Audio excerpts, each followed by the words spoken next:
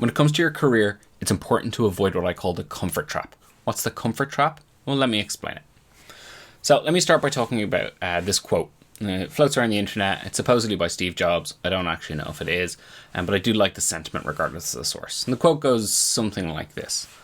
I've spent the last 33 years, and when I wake up in the morning, I look in the mirror and I ask myself, if today was the last day of my life, would I want to do what I'm about to do today? And when the answer is no for too many days in a row, I know it's time to make a change.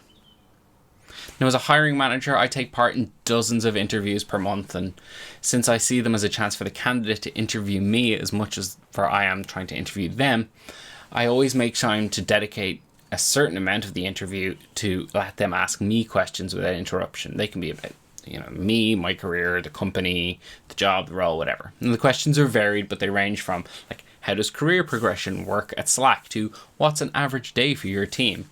And regardless of the question, most of the time it's the candidate trying to assess if the job I'm offering is the right one for them. And that's exactly the kind of question that I should be asking, or I think they should be asking. But it's important to remember that we should actually all have a consistent set of those questions and that we would ask when we're interviewing for a new role. And we should also ask those questions to ourselves about our current role, answering as honestly as we can. And then we should have an objective way to measure those responses.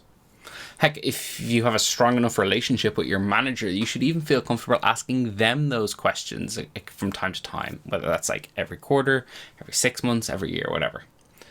And if you find yourself consistently not liking the answers you're giving yourself or you're getting from your manager, then maybe it's time to start looking around for a new opportunity. Because this is what the comfort trap is. Sometimes people stay in jobs not because they enjoy the work or the job or they're growing or progressing in their career, but because change is hard and the path of least resistance is usually to maintain the status quo. Changing jobs or even changing careers is not always a comfortable or easy thing to decide.